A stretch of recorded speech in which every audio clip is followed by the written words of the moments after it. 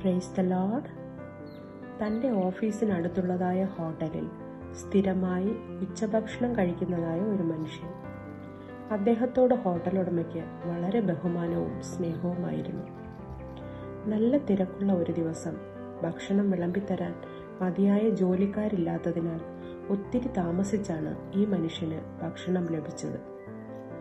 അപ്പോഴേക്കും അദ്ദേഹത്തിൻ്റെ lunch break time കഴിയാറായിരുന്നു.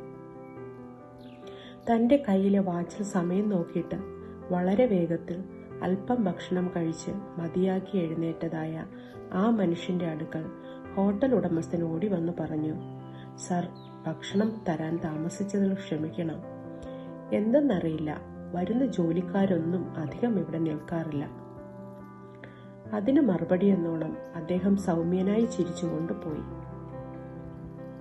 അടുത്ത ദിവസം അദ്ദേഹം ഉച്ചഭക്ഷണത്തിന് വന്നപ്പോൾ പുതുതായി ജോലിക്ക് ഒരു വൃദ്ധൻ നിൽക്കുന്നത് കണ്ടു. അദ്ദേഹം കഴിയുന്നത് പോലെ പെട്ടെന്ന് ജോലികൾ ചെയ്യുന്നുണ്ടായിരുന്നു. എന്നാൽ ഹോട്ടൽ ഉടമ എല്ലാവരുടെയും മുൻപിൽ വച്ച് ഒത്തിരി വഴക്കു പറയുകയും ജോലി ചെയ്യാൻ ആരോഗ്യമില്ലെങ്കിൽ എന്തിനാ ജോലിക്ക് വരുന്നത് എന്നുമൊക്കെ പറഞ്ഞ് ആക്ഷേപിക്കുകയും ചെയ്തുകൊണ്ടിരുന്നു. ഇതൊക്കെ കേട്ട് ആരും കാണാതെ ആ വൃദ്ധൻ തൻ്റെ നിറഞ്ഞ കണ്ണുകൾ തുടയ്ക്കുന്നുണ്ടെങ്കിലും തൻ്റെ ജോലി തുടർന്നുകൊണ്ടേയിരുന്നു. ഇതൊക്കെ കണ്ട ആ മാന്യനായ മനുഷ്യന് വളരെ വിഷമം തോന്നിയെങ്കിലും ഒന്നും മിണ്ടാതെ ഭക്ഷണം കഴിച്ചിട്ട് പോയി. എന്നാൽ അടുത്ത ദിവസങ്ങളിലും താൻ ഭക്ഷണം കഴിക്കാൻ വന്നപ്പോൾ ഹോട്ടൽ ഉടമ ഇതുപോലെ ക്രൂരമായി ആ വൃദ്ധനായ ജോലിക്കാരനോട് പെരുമാറുന്നതാണ് കണ്ടത്.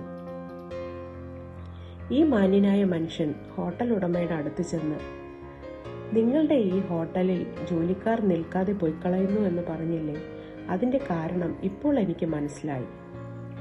നിങ്ങളുടെ തൊഴിലാളികളോടുള്ള നിങ്ങളുടെ പെരുമാറ്റം തന്നെ എന്ന് പറഞ്ഞ് തൻ്റെ കയ്യിൽ കരുതിയിരുന്നതായ ഒരു കടലാസ് അദ്ദേഹത്തിന് നീട്ടിയിട്ട് അദ്ദേഹം